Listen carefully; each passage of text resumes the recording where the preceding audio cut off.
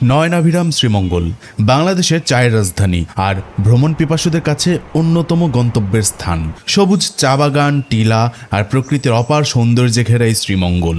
আমরা থেকেছিলাম প্রকৃতির একদম মাঝখানে একটি ইকো ফ্রেন্ডলি রিসোর্টে। পাখির চোখে এই রিসোর্টের সৌন্দর্য আরও কয়েক গুণ বেড়ে যায়। এবার ঘুরেছি মুক্তিযুদ্ধের ইতিহাসের নীরব সাক্ষী তেলিয়াপাড়া স্মৃতিসৌধ, মুগ্ধ হয়েছি মাধবপুর লেকের সৌন্দর্যে, কথা বলেছি চা শ্রমিকদের সাথে। 23 কেজি পাতা তুললে 178 টাকা পাই। 23 কেজি পাতা। হেঁটেছি নূরজাহান টি স্টেটে সবুজ চা বাগানে আর টেস্ট করেছি শ্রীমঙ্গলের বিখ্যাত 8 লেয়ারের চা। পাশাপাশি ঘুরে দেখেছি আমার বন্ধুর নতুন রিসোর্ট প্রজেক্ট পিনা ভিস্তা। টিলার চূড়ার এই জায়গা থেকে একই সাথে উপভোগ করা যায় সূর্যোদয় ও সূর্যাস্ত। তবে অপ্রত্যাশিত ঘটনাও ঘটেছিল, হারিয়ে ফেলেছিলাম আমার ব্যাগ। দিদি, এখানে একটা ব্যাগ পাইছেন? ব্যাগ পান নাই? আমার এবারে শ্রীমঙ্গল যাত্রার পুরো গল্প থাকছে আজকের এই ভিডিওতে। শুরু করছি ঢাকা থেকে। ঘড়ির কাঁটায় সময় এখন 10টা 18। আজকে শ্রীমঙ্গলে যাচ্ছি। আমার আজকে যাওয়ার প্ল্যান ছিল সকালবেলা, মানে 6টা, 5:30, 6টা, 7টা এই টাইমের দিকে। বাট বিভিন্ন কারণে দেরি করতে করতে করতে করতে এখন 10টা 18 বাজে এবং এই মুহূর্তে আমি আছি গাজীপুরে কালীগঞ্জে 300 ফিটার রাস্তা দিয়ে অনেকখানি পথ পার হলাম। আর শ্রীমঙ্গলের ডিস্টেন্স আমাকে দেখাচ্ছে এখন এখান থেকে 168 কিলোমিটার। যেতে সময় লাগবে 4 ঘন্টা 55 মিনিট। তো এই যে কি সুন্দর, দুই পাশে গাছের সারি, মাঝখান দিয়ে পিচ ঢালা পাকা রাস্তা, এই পথ দিয়ে। আর আজকের ওয়েদারটা কিন্তু খুবই সুন্দর, একদম মেঘলা, ঠান্ডা ঠান্ডা, কুল। এই ওয়েদারের ভিতর দিয়ে আমরা বাইক চালিয়ে যাচ্ছি। এখন একটা ব্যাপার আমি ফিল করতেছি, সেটা হচ্ছে গ্রামের একটা গন্ধ। এই স্মেলটা আমার খুবই ভালো লাগে, খুবই আপন লাগে।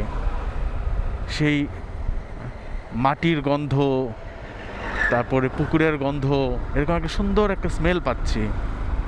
আর এই রাস্তা দিয়ে টুকুর টুকুর করে এগিয়ে যাচ্ছি শ্রীমঙ্গলের দিকে। রাস্তায় অনেক কথা হবে, আজকে অনেক ভিডিও হবে এবং ইনশাল্লাহ খুব তাড়াতাড়ি এই ভিডিওটা আপলোডও হবে। খুব এক্সাইটিং কিছু হবে ইনশাল্লাহ। এখন আছি শহীদ আবু সাইদ নগরী। চলুন যেতে যেতে গল্প করি। আজকের ওয়েদারটা অন্য রকমের সুন্দর। কিছুক্ষণ পর পর বৃষ্টির মতন মেঘ হচ্ছে, ফোটা ফোটা ফোটা ফোটা বৃষ্টি হচ্ছে, আবার রোদ, আবার মেঘ, হালকা বৃষ্টি, মানে আনবিলিভেবল টাইপের সুন্দর একটা ওয়েদার। আর এই রাস্তাটা ওয়েদারের সাথে সুন্দরভাবে মানানসই হয়ে গেছে। দেখেছেন, মাত্রই কিন্তু মেঘলা ছিল, এখন আবার রোদ, আবার হয়তো বা কিছু দূর গেলে শুরু হয়ে যাবে মেঘলা আকাশ। এই যে আস্তে আস্তে রোদটা কমে যাচ্ছে। এই রোদের আলো, মেঘের ছায়া, এই আলো ছায়ার মধ্য দিয়ে আমরা চলে যাচ্ছি শ্রীমঙ্গলের পথে। সামনে সুন্দর একটা মসজিদ। এদিক দিয়ে হচ্ছে ঘোড়াশালের রাস্তা। আমরা এখন টঙ্গী ঘোড়াশাল রোড এই রাস্তা দিয়ে যাচ্ছি। আর এই যে হচ্ছে সুন্দর একটা মসজিদ, দেখা যাচ্ছে কিনা ক্যামেরাতে আমি জানি না। এই যে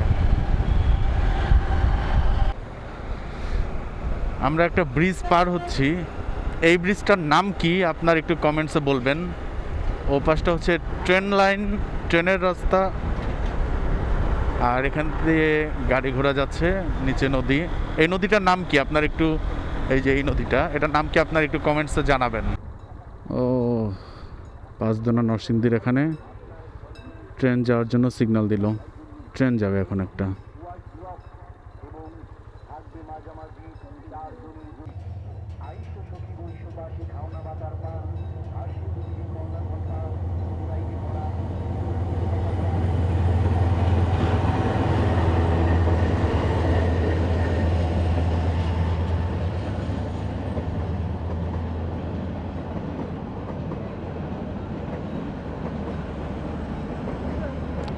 মানুষজন কি রিস্ক নিয়ে উপর দিয়ে যাচ্ছে। এটা কিন্তু আসলে অনেক রিস্কের ব্যাপার।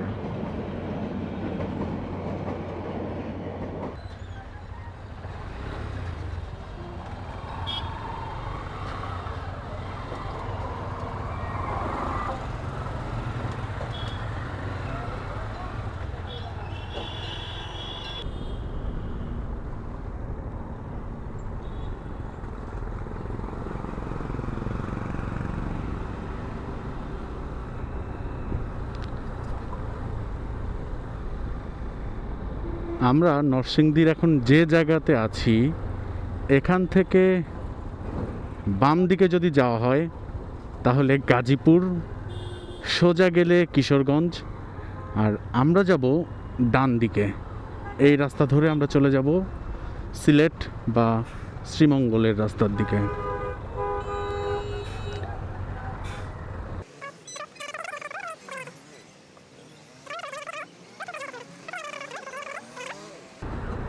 শ্রীমঙ্গলের রাস্তাটা একটু রিস্কি বলা যায়, কারণ বড় বড় যে বাসগুলো তারা এমনভাবে রেকলেসভাবে ড্রাইভ করে, লিটারলি এই জায়গাতে চলে আসে তারা বাইক চলে, আমাকে নেমে যেতে হয়। ভৈরব এখান থেকে 30 কিলোমিটার, ব্রাহ্মণবাড়িয়া 54, সিলেট 183 কিলোমিটার।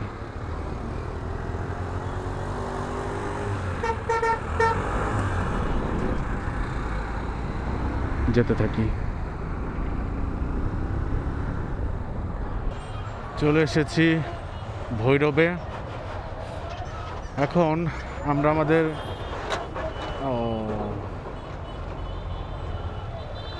আমাদের প্রথম বিরতি দিব, আর কিছু দূর পরেই হোটেল উজান ভাট্টিতে আমাদের প্রথম বিরতিটা দিব। বেশিক্ষণ লাগবে না আর যেতে, কিন্তু এই জায়গাতে ভালোই জ্যাম, এই কারণে রাস্তাটা পার হতে ভালোই বেগ পেতে হচ্ছে। ম্যাপে দেখাচ্ছে 3.7 কিলোমিটার, 10 মিনিটের পথ।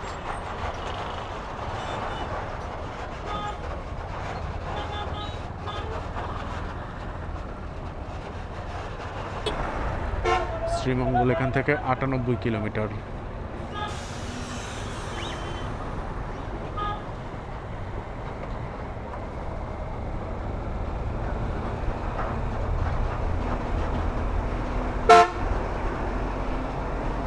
এটা হচ্ছে সামনে ওই যে ভৈরব ব্রিজ। এখন আমরা ভৈরব ব্রিজ পার হব।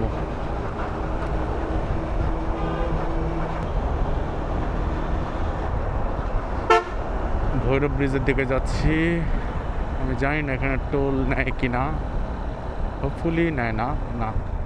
নেয় না, ভৈরব ব্রিজে কোনো টোল নাই বাইকের জন্য, সো ডিরেক্ট ব্রিজে উঠে যাচ্ছি।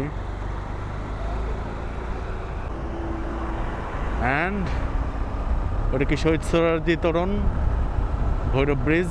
ভৈরব ব্রিজ পার হলে আমাদের হোটেল উজান ভাটি পড়ে যাবে। তো দেখেন, দুই পাশে গাছে ঘেরা রাস্তা, মাঝখান দিয়ে এই যে ভৈরব পৌরসভা শুরু হলো।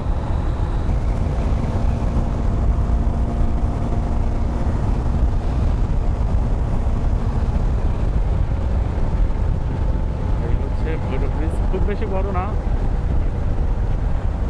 সুন্দর ব্রিজটা।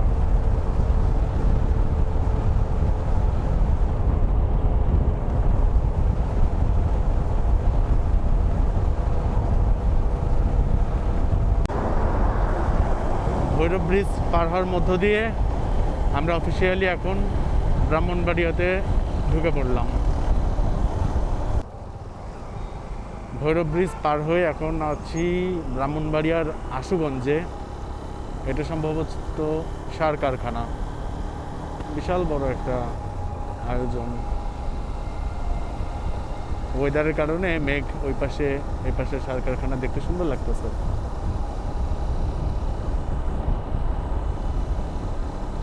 ওয়াও,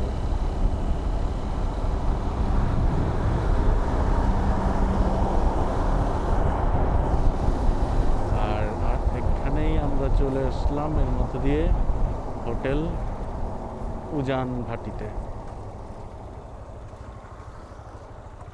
এই হচ্ছে হোটেল উজান ঘাটি। এখানে এখন আমরা আমাদের প্ল্যান ছিল ব্রেকফাস্ট করার, এখন আমরা লাঞ্চ করব।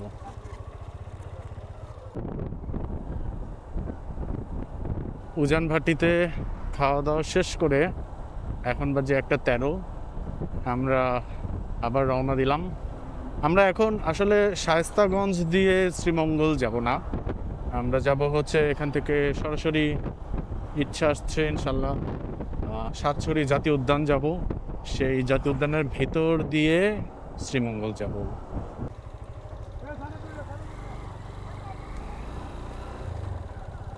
ওই পাশের রাস্তাটা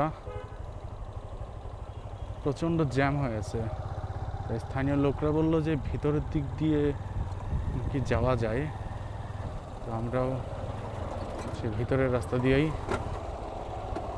যাওয়ার চেষ্টা করতেছি।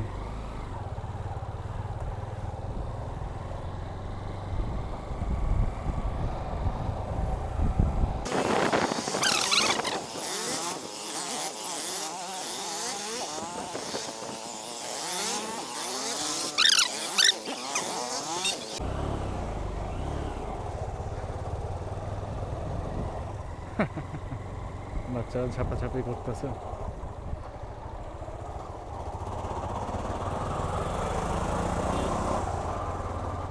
কি সুন্দর রাস্তাটা, বেশি কাদা কাদা,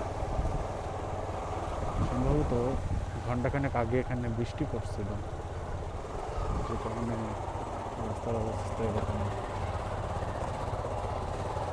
রাস্তার অবস্থা যেমনই থাকুক না কেন, আমরা যাবই ইনশাআল্লাহ।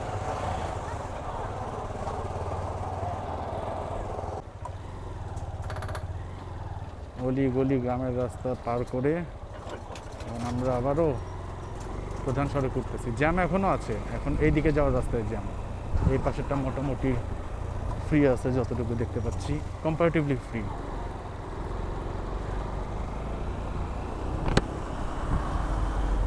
এই যে সিলেটের রাস্তার জ্যামের অবস্থা।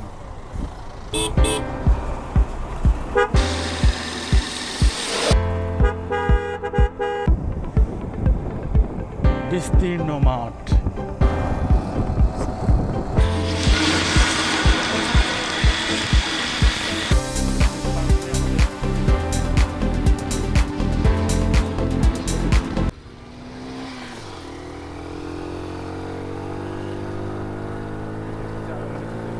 চলার পথে দেখতে পেলাম তেলিয়াপাড়া চা বাগান। এই চা বাগানের একদম শেষ প্রান্তে আছে খুবই সুন্দর একটা লেক। এই জায়গায় পর্যটকদের ভিড় তুলনামূলক কম। চা বাগানের চা শ্রমিকদের কাজ দেখতে দেখতে এক পর্যায়ে এসে পৌঁছালাম তেলিয়াপাড়া স্মৃতিসৌধে।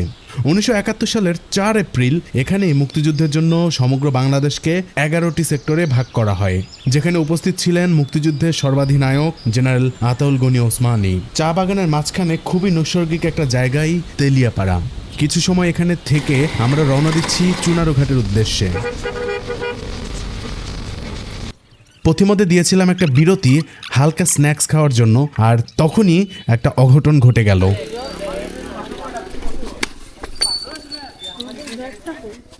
কি ব্যাগ পড়ে আছে?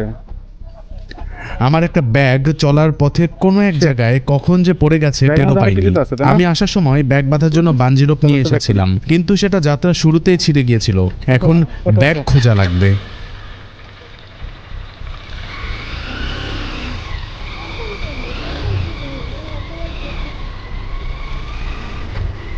আল্লাহ মাফ করো। টাকা দিয়েছিল।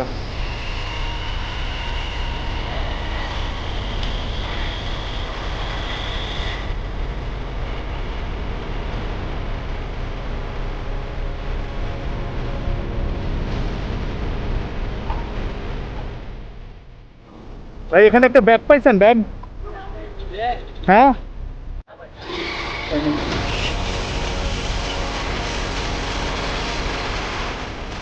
দিদি এখানে একটা ব্যাগ পাইছেন? ব্যাগ ব্যাগ পান নাই?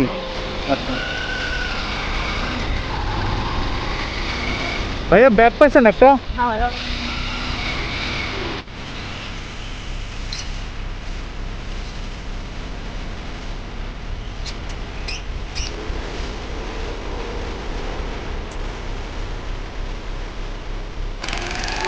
ভাইয়া এদিকে একটা ব্যাগ পাইছেন? ব্যাগ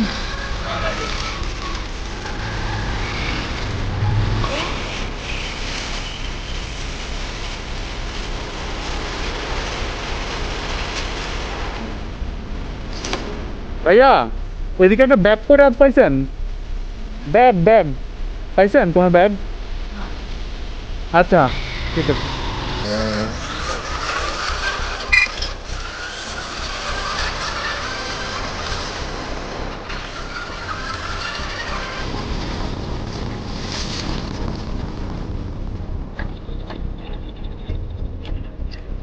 দাদা এদিকে একটা ব্যাগ পাইছেন? ব্যাগ?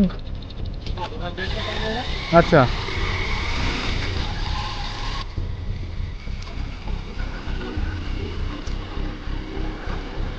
আমরা সেই জায়গা থেকে আবারও বাইক চালিয়ে প্রায় 20 বা 25 মিনিট টানা বাইক চালিয়ে সেই তেলিয়াপাড়া স্মৃতিসৌধের কাছে যাচ্ছি। মনের মধ্যে একটু খটকাও লাগছে, আবার বুঝতে পারতেছি না অ্যাকচুয়ালি কী হবে। এই যে আবার তেলিয়াপাড়া চা বাগানের ভিতর দিয়ে আমরা সেই স্মৃতিসৌধের কাছেই যাচ্ছি। জানি না আসলে এতক্ষণ পরে এসে ব্যাগটা আসলে পাবো কিনা। আল্লাহর কাছে যাও, আল্লাহর কাছে যাও। ব্যাগের মধ্যে কিছু গুরুত্বপূর্ণ কাগজপাতি ছিল। আল্লাহর কাছে চাচ্ছি যেন এটা পাওয়া যায়, বাট আমি এখন পর্যন্ত খুব টেনশনে আছি আসলে কি হবে। লোকটাকে জিজ্ঞাসা করি। দাদা একটা ব্যাগ পাইছেন? আমার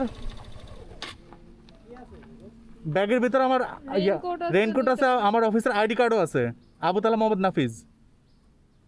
যাক, আল্লাহ পাওয়া গেল, আশা করি পাওয়া গেল, আলহামদুলিল্লাহ।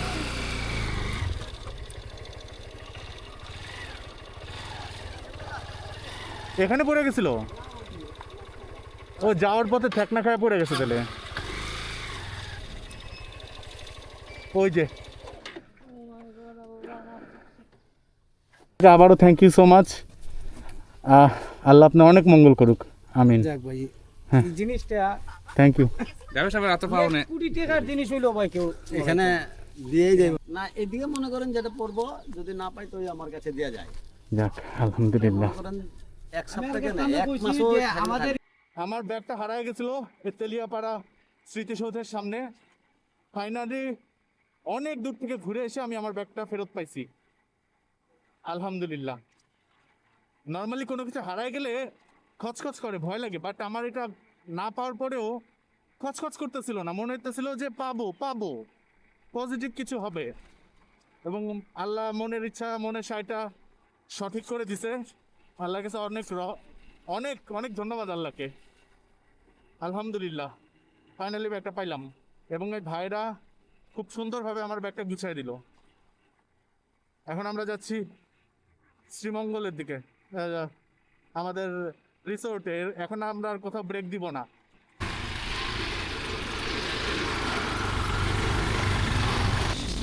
ব্যাগ হারানোর মৃদু বেদনা আজকের আর কোনো এক্সাইটমেন্টই দিচ্ছে না।